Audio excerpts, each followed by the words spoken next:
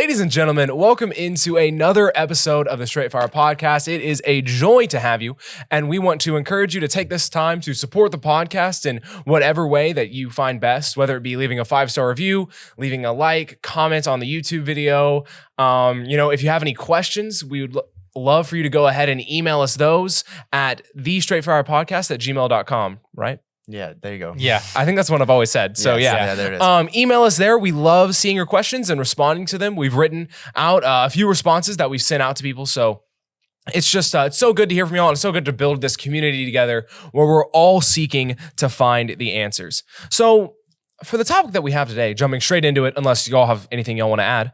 Nope. No shout outs. No. Not this time, no. I mean, I would like to shout out GBN for letting us record in their studio. Yeah. I don't know if y'all noticed, but this isn't the A little bit of an upgrade. Yeah, this isn't like the white table and the cloth behind us that it usually is. Yeah, a little bit of an upgrade, but thank you to GBN for letting us come here and record in their studio. Again, so y'all, anything y'all want to say? I think you covered it all. All right, sounds good. Today's topic is going to be from 1 Chronicles 21. Yes, 21. Okay, good. I had that written down in my notes. So I wanted to make sure. 1 Chronicles 21, talking about David numbering the people. And this has been a personal favorite story of mine, which is, I guess, a little fitting because not a little fitting, but it's an interesting one. It's not a more popular one like David and Goliath and, the Elijah and the prophets of Baal, right? It's a little less well known, which is surprising to me because of the fact of the scale of this story, right? And how interesting and intriguing it is. And I've actually preached a sermon on this story before, and it's just, I don't know, I just love this story. But I guess we do need to go ahead and jump straight into it. No, would you agree? Yeah, absolutely. I think it's a very... Oh, sorry. Oh, I was just going to say, is there any precursor you have for this story? Noah or Landon, do y'all have... I think it's a very interesting story, and I don't want to spoil anything. Yeah. I'd rather get right into it. Yeah. I think we can learn a lot from it. And people don't often go to it to learn lessons. We don't often go to the Old Testament to learn lessons, I think, because they're a little bit harder to learn. It takes a little bit more effort to find the value in them, right? But they have some very good values. They show some very good characteristics of God. And if we're trying to be more like God, then we need to know more about him. And this helps us do that. One of the things that's important about this story is the context right before it. And basically without, reading all of chapter 20 and 19, David has been winning these huge battles, right? He has had victory after victory after victory against, Israelites' enemies, the Philistines, and the like. And, so David right now is at a very good point in his life. And then we read verse 1.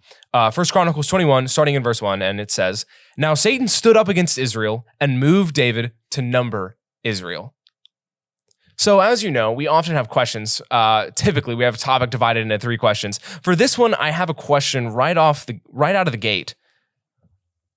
Talking about verse 1, does Satan still stand up? What does that even mean? Satan stood up against David, right? I kind of see in my mind like this movie scene where like David just won this battle and then the camera like pans down to Satan and it's just him, like it's a shot behind his throne or whatever Satan sits on, or I guess he was sitting because he stood, and Satan kind of stands, Benjamin. Whatever goes through your mind. Y'all don't see the same thing? Not quite. But okay, but like, what does that mean? Satan stood up. Landon's got it. Oh, I got Yeah, you. you got it. This is an interesting idea when you think about Satan standing up. And I feel like more than anything, what this was trying to show was Satan's thoughts on this. You think of all the times in scripture where it specifically states that Satan was rising up against this. You think when he did specific things, with Peter, Jesus said, he has requested you that he may shift you like wheat. And you think of all the times that Satan would stand up, if you will, against people. And so I think more than anything, I don't know if he literally stood up from his seat or as much as it was, this was something that Satan saw he had a chance because this was a man after God's own heart. And Satan saw that this was his chance to get him. And so he stood up against David. And so I think really what this verse is showing is that even someone as righteous, David messed up, but he was a very righteous man. He had done all these great things. Satan still saw the opportunities with David, and he stood up against that because he saw that there was an opportune time. I think one of the lessons we can learn from this, and I I mean, I think we still know Satan moves today in the world. We're not sure how. Obviously, there is a Straight Fair podcast. Podcast on that. So the Bible gives us very specific insights on how Satan moves and stuff like that. And obviously, I'm sure it's a little different today. We can't be 100% sure. But one of the lessons we can learn from that is every time Satan moved against somebody, he was very good at what he does, right? We think about David, like Landon said, a man after God's own heart. We think about Judas, one of the chosen apostles, that it says Satan entered Judas's heart. You know, every time Satan moves, the temptation is going to be really difficult, right?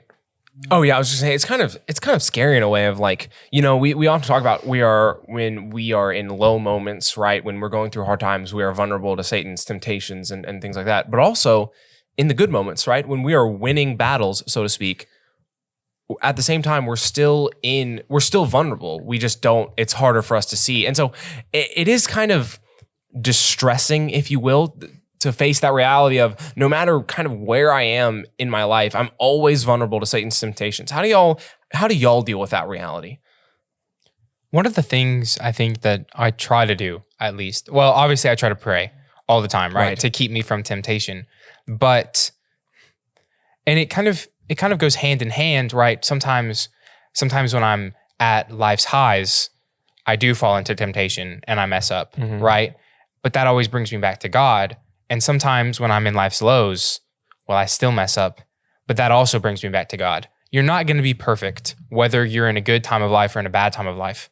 As long as when you mess up, if you come back to God every time, allow that temptation, like David did, as we'll see later, to bring you closer to God, not drive you farther away from him. Because it starts to drive us farther away from him when we're in those low moments and we try to fix it on our own and we get lower. Or we're in those high moments and we sin and mess up and we want to stay in that high moment and we don't want to give into that humility of submitting to God and we try to make things better on our own. If we come back to God every time we mess up, right? And each person struggles with different things, so they're going to deal with those temptations differently. But if we come back to God every single time we mess up, no matter where we are, then it's going to work out the best it can. Landon, is that the strategy that you employ, or? I mean, I agree. I'm just going to add on to it. I think even in David's life, he showed what you have to do to stay faithful, even though he didn't always do it. He showed the pattern. And you see David, after he had sinned with Bathsheba and he had done the things that he did, and then he has a son, but he loses his son. And so he's in this very low spot. And his response is, I trust God. And this is going to be something that plays a key role in this account as we read through it, is his trust in God. And we realize, you know, when we talk about the hard times and the storms in our life, we talk about trusting God. You know, you got to trust God when you don't understand what's going on. You don't have to, because he does. And so we have to learn to trust God when times get hard. Equally important is trusting God when times get good. And I think this is what David wasn't ready for. David had a really strong faith in God when times got hard. But what he wasn't ready for was to have a strong faith in God when the times were really good. Yeah, I'm preaching on trust this coming Sunday at a congregation. And one of the examples I use is David. Because think about, I mean, we look at all the hard times he went through. And I was looking through the Psalms where he cried out to God. And every time David was in a rough spot, he always went to God. Most of the examples when David messed up were in those good times, right? Were in the times he wasn't really ready for it. Every time he's being hunted by Saul, he doesn't know whether he's going to be king or not. When Saul and Jonathan die in a pretty gruesome way, all of those times he cries out to God, right? And he always says God is the one who sustains him in those hard times. It is the good times where David struggles, we see. And, you know, that's natural, especially for the king, right? That makes sense. And that's natural for us too. When things are hard, we go to God. But when things get good, we rely on for some reason, we think we're the person who got us out of the hard times. We start relying on ourselves, as silly as that seems. Right. Yeah, the Psalms is where my mind went as well. Just like, you know, again, when David was being hunted, he wrote those beautiful Psalms about the Lord being his rock and his protection and all that stuff. But in the good times, when David's on the rooftop looking at all of his kingdom, that's when he found Bathsheba, right? When David has just won these many battles with his massive army, which we're going to read about in a little bit, that's when he numbered the people. Just that idea of Satan understands when you are vulnerable, and he knew that David was most vulnerable, not in the bad times, but in the good times. Apparently, David just stopped going to the rooftop. David should just listen. David should stay with his army. Okay, David, stay away from the rooftop. Stay with your army. Just don't go anywhere else. But yeah, continuing on in 1 Chronicles 21, looking at verse 2. Let's see. The scripture says, "So David said to Joab and to the leaders of the people, 'Go, number Israel from Beersheba to Dan, and bring the number of them to me, that I may know it.' And Joab answered." Oh no! I'm sorry. No, we're gonna. I still had a thought on verse 1 because there's something very interesting, and I'm gonna have Landon help me. We talked about this a little beforehand. So if you read the 2 Samuel account of this in 2 Samuel 24, right. I remember you. Yeah. In 2 Samuel 20, and I know we spent a lot of time on verse 1, but verse 1 is fascinating. It is. So in 2 Samuel 24:1, it said the Lord moved David. Right. In 1 Chronicles 21:1, it says Satan provoked David. The same Hebrew word is used in both. It means to prick or to stimulate something or someone into action, to entice or persuade or provoke. Now, it sounds like off the rip that God moved David to sin, right? Because it says God was looking for an opportunity against his people because his people had sinned and he was going to use David to bring punishment on his people. So it looks like, well, David had no choice and God just made him do that. We know that can't be true because James 1:13-14 says, every man is tempted when he himself is drawn away. So that's not an option, right? We have to believe, we're going to talk about this later, I know. We have to believe that all scripture agrees with one another and it can't contradict. And this is one of those things, right, where God does not tempt anyone. It's really just the fact that God knew what David was going to do and he was going to use that. Even though it was a sin, God can use everything to his good. He was going to use that sin to bring his people back to him. Like we talked about, when Israel was having a really good time right now, they were going to get punished and they were going to come back to God. And ultimately, that was for their good, right? But God knew what was going to happen. It's kind of like, I'm going to use you for an example, Benjamin. I'm sorry. No. Mom knows Benjamin hates to clean his room and will never clean his room. I don't like how you just put me because I feel like you're kind of in that same boat as well. So if mom asked Benjamin to clean the room, she knows what he's going to say and what he's going to do, but she's still going to at least provide him with the opportunity to not do that, right? So it's not that mom made Benjamin sin by asking Benjamin to clean the room. It's just that because of the option she presented with Benjamin, we know how Benjamin's going to respond. And it's kind of the same way with David, right? God knew David was going to fall into this sin.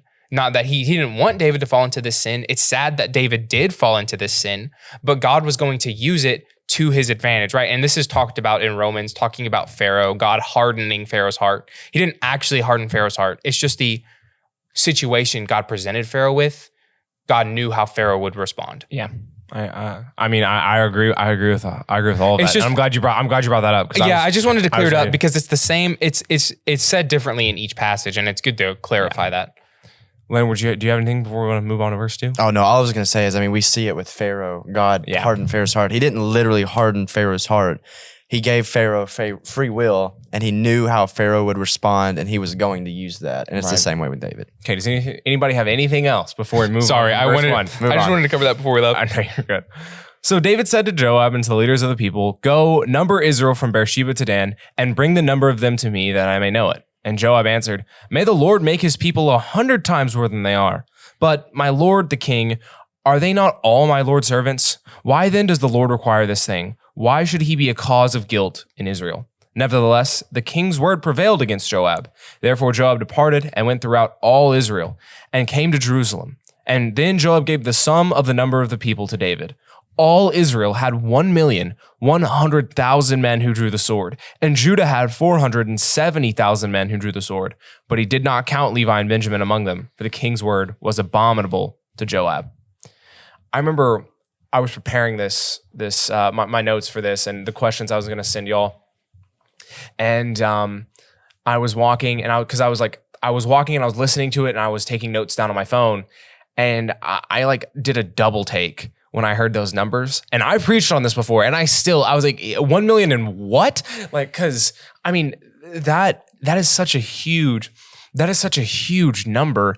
1,100,000 men who drew the sword. I don't know if Is our was military that big? All together is 1,500,000. I was about to say, and is Judah counted separately?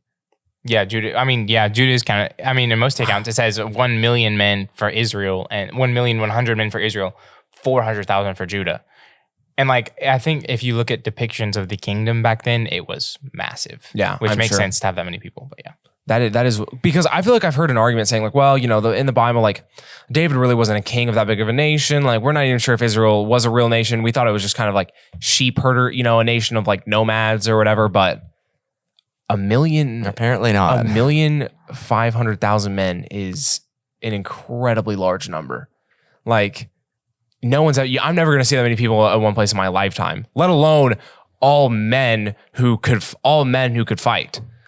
Those are, again, insane numbers, but while that is an eye-catching number, what's important here is, I guess, Landon, let me direct this question to you, because I know that the old law says God commands his people that numbering the people is a sin, right? Outside of, because weren't there commanded censuses? Censuses. was there a commanded census? Yeah, that's it. There you go. I think there was, yeah, but Okay. only God had the right to number the people. So, but why did God say that numbering the people is a sin? So I actually looked this up a little bit more. I felt like I knew the answer, but I wanted to make sure. So I looked at several commentaries, and I actually got different answers. And I thought that was a little weird because I thought it was just like obvious answer. But there was the main reason that I saw, like collectively, that most scholars agreed with, and I'm not a scholar, but including myself. I was about to say including myself, but that's grouping me with scholars. But is that what he was doing is he was numbering the people. And God knew, that's why he said it was not okay to do that. He knew that anyone that was numbering the people, not because he was curious about how many people there were, not because he wanted to see about taxes. It was because he wanted to know what his army looked like, because he had seen all of the wars like you had mentioned. He had won all of these wars, all of these battles. And his response to that, instead of being God was with us, is, man, I've got a good army. And since my army's so good, actually I need to see how many people I have, because if I know, then I can start thinking about what battles I can get into and which ones I need to stay away from. And so what we see him doing is he starts numbering the people, and what he's showing is he's putting his reliance and his ability to lead his army and the power of his own army instead of God. Also, maybe David was thinking of like launching into a campaign, right? And he was, you know, because doesn't Jesus say, who goes to war without counting the cost, right? Maybe David was thinking about that cost, right? Because it's interesting. I've just thought about this. You know, in the Bible, we talk a lot about God commanded his people to take the land of Israel and defend the land of Israel from, you know, from those enemies around it. But he never, in my remembrance of the Bible, I don't think he ever commands them to go attack other nations surrounding them so they can take that land, right? Am I wrong in that? I would think I don't remember any. It was the instance conquest of Canaan. But Yeah, outside of that, that's all they were commanded. I mean, take. Israel never launched in like campaigns that like, you know, Babylon and Now, Syria went on. sometimes I remember, and I can't give you the exact geographic locations, but in 1 Samuel, God told Saul to go destroy Amalek, I think it was. Yeah, but that was because of their wickedness, right? Because they rejected the people in Israel, because when they first got into Canaan, they attacked Israel. Yeah. But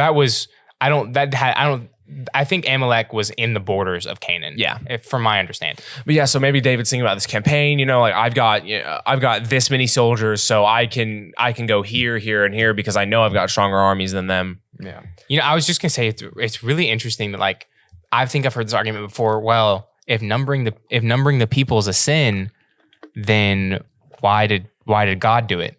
Like, God didn't already know the number of the people. Yeah. Like, And it was also the reason why, you know. Yeah, God, exactly. When God numbered the people, for whatever reason he didn't give why. But it wasn't because he was relying on this. Yeah, it wasn't because he was like, He gonna boast does about those rely on numbers. his Yeah. own power. He Like, probably, the leaders probably, you have to know, I mean, you shouldn't number David went out specifically to number his army, right? Yeah. So he could know how many fighting men he had. But sometimes, like, if you're leading people, you need to know how many people you have. Yeah, that's you know, even like the elders of a church know, you know, we take attendance and congregation numbers and all that to make sure that we have, you know, the right amount, the right amount of people there. And that's what this point is. The point isn't God is against counting people. Yeah. What God didn't want was David to number the people because he knew. The reason he didn't want him to do it is because he didn't want David to do the wrong thing. And Right. so he didn't want him to do it because he knew why he would. And so God said, don't do this like he does for us today. There's things he tells us to stay away from, not because he's just mean or he's wanting to be a dictator, but because he knows if I do this, that I'm logically going to do this, and that's going to get me in a spot I don't need to be. And so he knew it would be a stumbling block for David to count his men. Right. For instance, like if we flip this around, like, I guess counting church attendance could be a sin. For instance, if the elders are like, well, look how many numbers we're pulling in, right? And when it becomes more about the numbers, then it becomes about the people, right? Yeah. And that's when that would be a sin. Again, there's a lot of things that can be fine in nature, but sinful in the way that it's gone about, or the reason that it's done for, I guess. And so that's why this was such a big deal for David. And so, unless y'all have anything to add before Really we move quickly, on. Sorry, No, you're good. I'm good. It's bad when Joab disagrees with it, because Joab was a bad dude. Like, Joab was not a good person at all. No, it's been a while since I've read the Old Testament and talked about Joab. Joab was just, at the end of David's life, David says to Solomon, I want you to kill Joab because of all the things he's done to me. In battle, like, for instance, when Saul and David were against each other, Abner was the commander for Saul and Joab was the commander for David. And Abner comes and makes peace with David, and Joab calls him back without David knowing and kills him in the gate. Like, went to hug him and then stabs him in the gut. Joab was very much military. Because Abner killed Joab's brother in combat. Oh, okay. Abner makes peace with David, and Joab went to hug him and stabs him. So again, and Joab did other things too, but not a good person. Yeah, I remember hearing, reading about Joab and like the stuff that he did. It wasn't. I don't know. Again, I haven't read through the Old Testament in quite a while, but so you're right. If Joab thought it was bad, then it was bad. So picking up in verse 7 of 1 Chronicles 21, and God was displeased with the thing. Therefore, he struck Israel. So David said to God, I have sinned greatly because I have done this thing. But now I pray, take away the iniquity of your servant, for I have done very foolishly. Then the Lord spoke to Gad, David's seer, saying, go and tell David, saying, thus says the Lord, I offer you 3 things. Choose one of them for yourself, that I may do it to you. So Gad came to David and said to him, thus says the Lord, choose for yourself either 3 years of famine, or 3 months to be defeated by your foes with the sword of your enemies overtaking you, or else 3 days of the sword of the Lord, and the plague in the land, with the angel of the Lord destroying throughout all the territory of Israel. Now consider what I should take back to him who sent me. No, I've got a question for you. Would you rather? Because that's kind of what David has been presented here with. It's really just an extreme would you rather. I would definitely do what David did. Yeah, I agree. I don't think there's any, he gives the best reason for it. I would fall into the hand of the Lord. Yeah. The Lord has, the Lord is merciful. But what does God presenting the choices to David tell us about how God viewed David? Well, first off, what God wanted David to see, as he did with most things, because David was a man that if he did the wrong thing, he needed to see the consequences. David was fine with what he had done with Bathsheba until that prophet came and gave this story and made him see what he had really done. Then he was like, oh, I messed up. And he had to always see the consequences, which is kind of like me. When I mess up and I don't see the consequences, I struggle with not doing that again. When I mess up and I see the consequences, I'm much more likely to. And I think that's most people. Right. And so what God wanted David to feel is the gravity of what you just did. You knew what you needed to do and you didn't listen. And so he said, and this is what I'm going to do. You pick. Yeah. Of these 3 options, it's one of these is going to happen. And you know what? I want you to pick it. It's like when your mom makes you pick a punishment. Yeah. It's some of the worst experiences. Would you rather get a spanking or not play video games for the day? I remember that one vividly. Spanking. Go ahead. I would say spanking. Yeah. Give me a spanking. Give me 10 seconds That one's of pain. over. I would say that one's over. I quick. think that's kind of what David went for here. Because, there was 3, what was it? 3 years, 3 months, 3 or 3 years, days. 3 months, or 3 days. Yeah.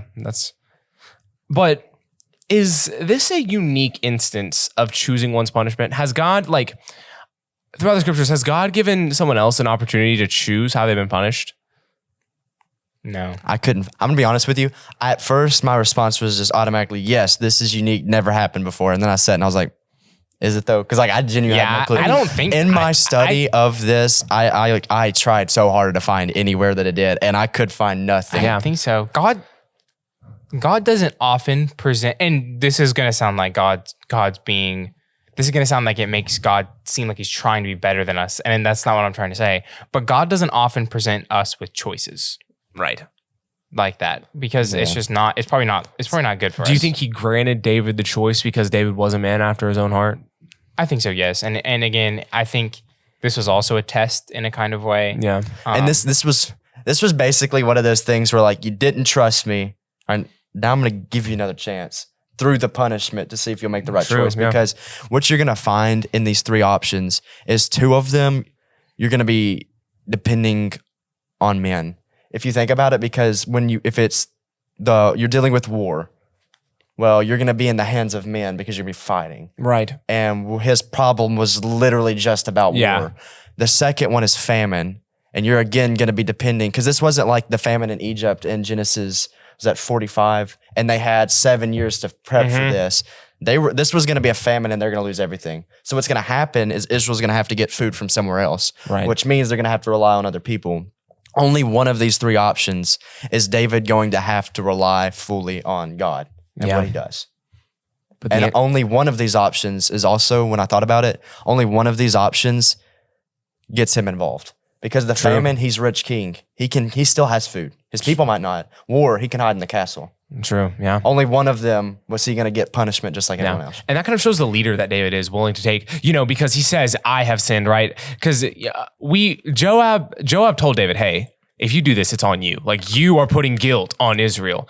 And David is willing to accept that responsibility. He's not willing to say, well, Joab should have warned me, should have warned me more. Or really, God, it's the people who counted the other people. Like, I just kind of made a suggestion, and David was willing to take responsibility, right, for his actions, which makes him a man after God's own heart, which is funny because God, never has to take responsibility for his actions because he is God and he always makes the perfect choice. Yeah. But just that idea of David wanting to be a leader who could take responsibility for his own mistakes and for the mistakes of his people, right? And that's kind of, because I'm sure the people were just as haughty as David was, right? It's like, the only thing I can think of, like a sports analogy, right? When your team has won, like, a ton of games in a row, you get pretty excited about it, right? You get pretty, you might get pretty arrogant about it. Being an Alabama fan, we've grown used to that, and so it's just that idea of too soon. I know. It's just that idea of it's easy to grow arrogant when your expectations are being met and exceeded, right? So I think this was a good humbling experience for not only David, but for all of the people of Israel, right? And so David was willing to take responsibility for not only himself and those people. You'll have any more to add about this particular part? It's just, it's so interesting that God, like the choices that David has here. Let me see. Let me pull up the next passage. Starting in verse, let's see. 13, right? Yeah, 13. 13. And David said to Gad, I am in great distress. Please let me fall into the hand of the Lord, for his mercies are very great, but do not let me fall into the hand of man. We probably should have read that before we talked about, because we just talked about the answer David gave, and we never read the verse. But yeah, that is the answer David gave. So the Lord sent a plague upon Israel, and 70,000 men of Israel fell. And God sent an angel to Jerusalem to destroy it. As he was destroying, the Lord looked and relented of the disaster and said to the angel who was destroying, it is enough, now restrain your hand. And the angel of the Lord stood by the threshing floor of Ornan, the Jebusite. Question. Did God change his mind? No, that's me. Okay. I said me or you, Landon. I'll add on. Okay, so this is actually really interesting because you have God present the punishment. And we don't know if it's been the 3 days. One would assume it is because that's what he left. And then he stops. And so I would say in that instance, no, he didn't change his mind. What he saw was that this was done. What needed to be done was finished, because what actions have consequences, and the people now have seen the consequences. But what this shows about God is not only is he an all-powerful God that is able to do this, but he's also all-loving. He knows what you need, and he does it in the doses that you need it. And I think this shows the wisdom of David picking God, because in the war, the 3 years could have been longer. You don't know how long that is. The famine, the people that you're having to get this food from might have taxed you really hard. They might have ended up being able to take more stuff after the famine was over. We want your food now also. Both of the other two instances, you're having to rely on people, and people oftentimes do not do what they say they're going to do. Yeah. And this showed the wisdom of David knowing that I messed up, and at the end of the day, I deserve this. And God's going to do what he knows he needs to do. And I'm just going to have to deal with the consequences of that. And I think this showed the wisdom of David picking God's hand. God's going to be merciful. And he was. There came a point where God was like, and this is enough. You get the point, and I'm done. Yeah. An all-powerful God does not change his mind, right? Because he knows what's going to happen. I think this goes back to kind of what we talked about earlier. It's more of an imagery type thing, God, this is simply to help us understand what kind of was going on at this point in time, right? It's like Landon said, everything was finished at this point. Yeah. So God didn't have to. So, and again, maybe a lot of that depended on David and what David was going to do, right? Maybe if David was still arrogant, or the people were still arrogant, then maybe Jerusalem would have been destroyed. But God saw that it was enough, and he relented from that, right? And it's, again, God didn't change his mind. It's just that imagery that helps us understand what's going on. It's like in Genesis 6, where God, it says, he was sorry that he made man. He regretted that he made man. Well, did God know that was going to happen when he created man? Of course it did. But the writer is trying to show that God is grieved right now because of what man is doing. And he wished it wouldn't have happened. Yeah, and he wished it. But, and this analogy isn't original with me. Actually, one of my Bible class teachers used it. But it's like when you're watching a movie that you've already seen before, and there's a really sad part coming up, and it's coming, and you can't change it, and you see it, and it still makes you sad, even though you know it's coming. Yeah. Right? I'm sure that's how God must have felt, right? Because he knew it's coming, right? But it still made him sad when he saw it. Right. Yeah, that is interesting. That idea of, I guess I like what Landon said. Just God knowing that God knew when it was going to be finished, right? When he would have done enough. And so once he reached that point, then he relented, right? Just that idea of understanding again, like Landon said, I feel like I'm just probably repeating, but that idea of understanding, God knows when we've had enough, and God knows what, the only word that comes to mind is dosage we need of punishment and of blessings, so that we can live, a good spiritual life in his sight. And that's what he was trying to show David. Moving on, looking at the next, let's see, we left off in verse 15. So picking up in verse 16. Then David lifted his eyes and saw the angel of the Lord standing between earth and heaven, having in his hand a drawn sword stretched out over Jerusalem. So David and the elders, clothed in sackcloth, fell on their faces. And David said to God, "Was it not I who commanded the people to be numbered? I am the one, who has sinned and done evil indeed. But these sheep, what have they done? Let your hand, I pray, O Lord, my God, be against me and my father's house, but not against your people, that they should be plagued." That is a scary image of the angel of the Lord holding his sword out over Jerusalem. And it's one that David clearly understood, because now he begins to beg God for mercy, not for himself, but for his people. It's very Christ-like in the way he was, willing to take responsibility for, again, and I said this before, not only his own actions, but for the actions of his people, right? He says, these sheep have not done anything, right? And we go back to Psalm 23, right? And David talking about how God was a good shepherd and a leader, and David's trying to be like God in that idea of leading these sheep, these people who simply don't understand what's going on, right? They don't understand why they're being plagued. I would assume they don't understand why they're being plagued. They don't understand why all this is happening, but David does, right? David knows why they're in the valley, because David says, "I have put my people here," right? And he's willing to take responsibility. So for those who seek to lead, right? And if you're a Christian, you're probably going to find yourself in some kind of leadership role, whether you're placed there, whether you simply just by acting according to God's standards, you find yourself there. What do we learn from David's apology here? I think you learn a lesson about true leadership and what that looks like, right? Again, if you go back to the very beginning of this of this passage, especially in 2 Samuel, it says God is looking for an opportunity to punish Israel, right? And obviously David was probably included in that. But the point of this was to humble Israel, all of them, not just David. And maybe David could have said, Lord, it was the people who were prideful, right? It was them who said, it was them who convinced me to be so proud or anything like that, right? He could have given excuses. Leaders don't give excuses. Leaders always, if whoever you're responsible for, if those people mess up, even if it wasn't your fault, you take responsibility for that, right? Because that's what true Christian leaders do, right? Ultimate example, Jesus, right?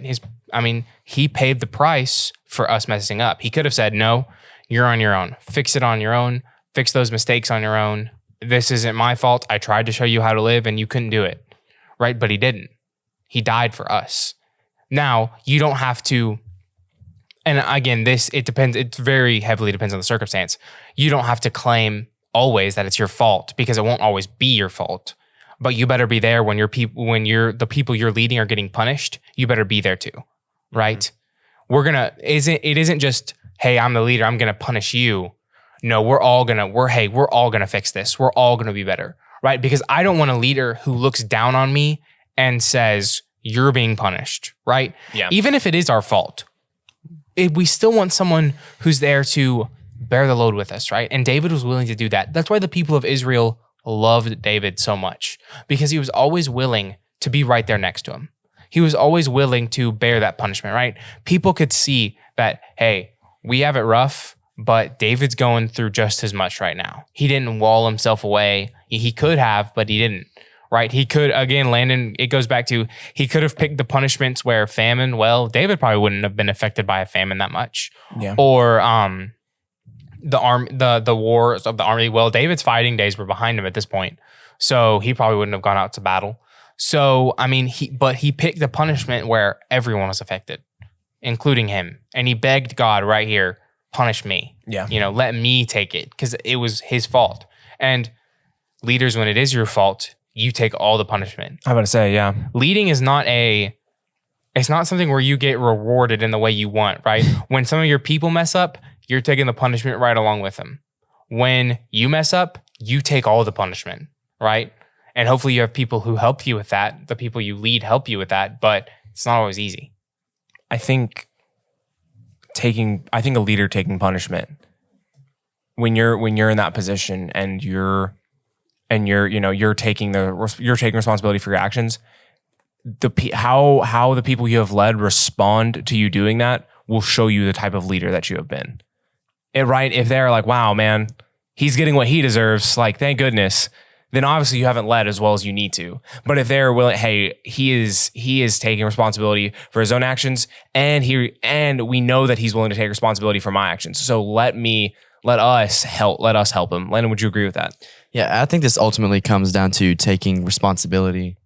That's what a leader is. You're responsible not only for what you have done, but what your people that you're leading have done. I think this shows a big difference between Saul and David, because you have Saul after he had just literally done what he was not supposed to do, and they had not killed everyone. He saved the king, and they saved the best of the livestock, and he gets back, and God's like, what are you doing? Like, why? You're not listening to me. And his response is, I didn't do anything. Look, the people, they're the ones with the animals. I didn't do that. And instead you see David, he gets back, or he gets done with this, and God's like, what are you doing? Yeah, I just told you to not do this. And David's like, you're right. I messed up. This is my fault. Mm-hmm. And then we see him play this out as, you just punish me. This isn't the people's fault. This is mine. But ultimately, actions have consequences. And as a leader, when you make mistakes, a lot of the times it affects the people you're leading as well. And David needed to see that. Yeah, one of the other examples too is Aaron when he made the golden calf. Moses is up on the mountain. This was the people's fault. This is what they wanted. And Aaron, the people come to Aaron and they ask, and Aaron's like, okay, give me all your gold. I'll make you this calf. And Aaron, molds the gold, makes it into a shape. And then, they're worshiping it. And Moses comes down the mountain and he asks Aaron, he's like, hey, what's going on? And he's like, well, the people wanted me to do something, make a god. So I just threw the gold in the fire and poof, out came a golden calf. I don't know how this happened. I really don't know. I got no clue. It's just, it went in, it just came out. Like, so it's obviously the people's fault, right? And Aaron was obviously trying to protect himself. Yeah. But yeah, so again, true leadership, you see people take responsibility for the people's actions. Moses took responsibility for the children of Israel's actions after that had happened. Yeah. He was like, God, do not punish them, but or if you punish them, punish me as well. Yeah, let me be blotted out of your book. Right? Because God told Moses, I will make you a great nation out of you. Yeah. Right? And these people will be destroyed in the wilderness. But Moses said, Lord, let it not be so. Let me be blotted out of your book. Looking back, I just realized God knew what Moses was going to say. God knew Moses was going to say no, yet God still presented him with a choice. I guess just probably reaffirming Moses' own mind. No, my fate is with these people. Yeah. Right. My fate is with the Israelites. But yeah, taking responsibility is what leaders do, and that's what David did. Looking at picking up in verse 20, 18. I'm sorry. Therefore, the angel of the Lord commanded Gad to say to David that David should go and erect an altar to the Lord on the threshing floor of Ornan the Jebusite. So David went up at the word of Gad, which he had spoken in the name of the Lord. Now Ornan turned and saw the angel, and his 4 sons who were with him hid themselves. But Ornan continued threshing wheat. Okay, this is kind of a side note, but when I preached on this lesson, it kind of confused me. Is Ornan just like not afraid? Is he like being like almost disrespectful in the fact that he's not showing, like hiding from the angel of the Lord? Like imagine seeing the angel of the Lord and just going back to whatever you're doing. Like, is it one of those situations where like someone's watching you and you're trying to like act natural? Maybe because you just read right, his sons bolted. His sons hid themselves. They were out. I don't blame him, dude. I would have been gone. I mean, everyone had just died because and when my mind always goes to the Assyrians, right, where the angel of the Lord comes out and kills 185 of the Assyrians in one night. 185,000. 185,000. Yeah, big difference. Sorry, 185,000 of the Assyrians in one night. Right. And he just stretched his sword out. And the Assyrians were the best. Yeah. Right. So, I mean, and obviously the sons of Ornan didn't know that at this point. But I mean, like, you have no chance. I don't think running would do you any good. But I mean, it's a natural human response. I kind of threw it at Ornan, like, saying like, well, he didn't obviously understand. I don't mean that, but like, do you think it could have been something along the lines of Ornan knew that he wasn't going to be taken? Like Ornan knew that the angel of the Lord isn't here for me. Or he knew that there's no point in running. I mean, there's so many possibilities of what went through his mind. I mean, it could have been that he knew that there was nothing that he could do. It could have been that he has a job to do and I'm going to do that until I die. Because, the captain goes down with the ship. There are some people, I have a job to do and I'm going to keep doing it until I die. Or it could have been that he was just like, like for me, when we have tornado warnings, my immediate response is, I'm going back to bed. Like I just, wow, I remember that. If it's time to go, then it's time to go. That's probably not how I should think. That's not how my mom wants me to think. Landon was at our house and the tornado alarm went off and he just goes, I'm going back to bed. I was like, okay, buddy. I think when you have a family, you'll probably think about it a little differently. Definitely a little bit different. But when it's just you, it's already changed a little bit. But, and that could be possibly Ornan was like, man, look, if it's time to go, I'm ready. I mean, or he could just be crazy and he just doesn't care. I mean, we're never going to know. I mean, one can speculate. We're seeing the character that he has as we go through here of trying to give David the property. I don't find this man crazy or stupid. Yeah. If maybe ignorant or maybe he was just, this is what I'm going to do and I'm going to do this until it's time for me to go. I like what you said. I like to think that Ornan was just like, he can kill me if he kills me and he'll let me live if he lets me live. I'm going to die doing what I love. I'm just going to keep doing what I'm here to do, and I like that. I like that image, but wheat's got to be threshed. I'm about to say, I don't know. So, picking up in verse 21. So David came to Ornan and Ornan looked and saw David and he went out from his threshing floor and bowed down before David with his face to the ground. So he bowed down to David, but he didn't bow down to the angel of the Lord. Well, yeah, I don't know. I'm about to say that just makes it even more confusing, but yeah, we'll never know. I mean, it was the king. And that's true. But the angel was the angel of the Lord. We don't exactly like understand where the angel of the Lord is at this point. Like we know he's there, but like that's true. Where? Yeah.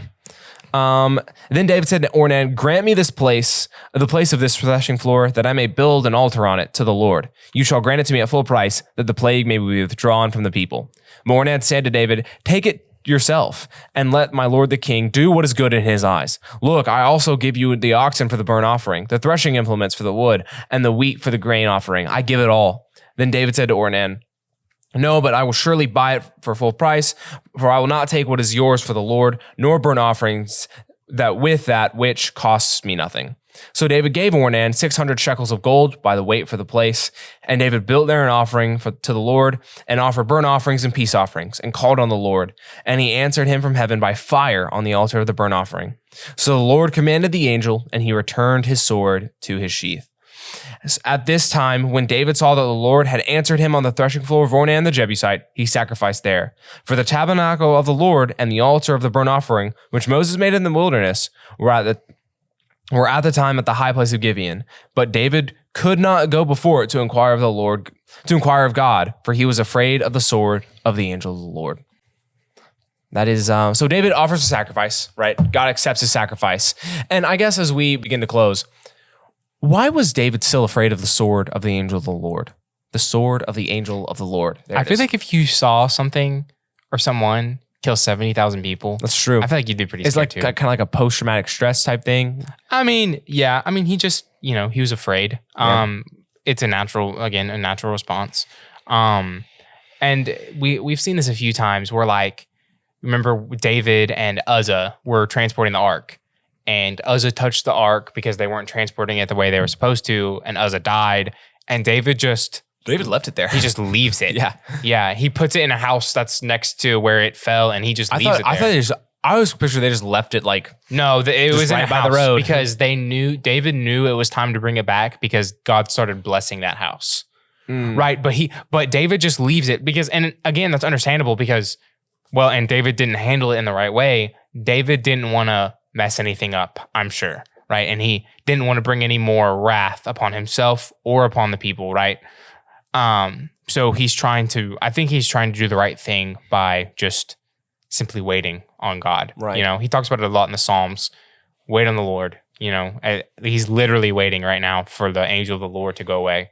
But yeah, so I think he's just making sure he doesn't mess anything up. Right. Landon, what strikes you as the theme that we need to take away from this story? I mean, there's a lot of things. I'm gonna first answer the last question. Oh yeah, no, I'm sorry. I just wanted to add on. I think it's interesting. I mean, when we find the sacrifice, I really love the fact that David didn't find the cheapest way to worship God. He was going to make sure he sacrificed in this. Really interestingly, Solomon got 666 shekels of gold a year. David paid 600 shekels of gold for this. Wow. So he paid like what Solomon got in gold in a year. I thought it was talents of gold. Oh, it might have been. You're right. I was going to say, because like, that is a lot. It was a lot of gold. It was a lot of gold with David's family, but I was like, there's no way Solomon. But I mean, and you sit there and you think about why would David have been afraid to worship? If I had just messed up the way I did and that many people lost their lives and I had repented, I had offered sacrifice, I'm still going to have guilt. Yeah. And I'm going to be afraid to come before that angel. I'm going to feel in a way that I don't feel worthy to walk in front of that angel. But anyway, going to the theme of what this really was teaching is an overall theme, as is with David's stories in his life. There's a lot of lessons you learn from very short parts of his life. I mean, we see parts about like, you have to trust God. And that's ultimately what this is about. God is trying to show that, there's a lot of times in the Bible where hard times come and God shows us, trust me, I've got you. I'm going to take care of this. But God was showing us through the life of David that equally important, not only when there's hard times and struggles, but equally important when everything seems right, you've got to trust me then too. Okay? Because when everything seems right, it's just as equally likely that Satan's going to tempt you. And in both instances, trust me.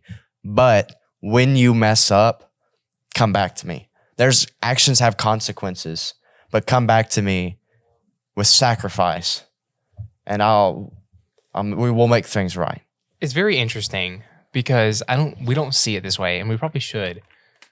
It's almost like what we see is we come out of a hard time where we relied on God, and we're like, man, glad to be out of the valley. We're on the mountain now. And we feel like we're going to be so much more spiritual. We're going to be so much happier now that we're on the mountain.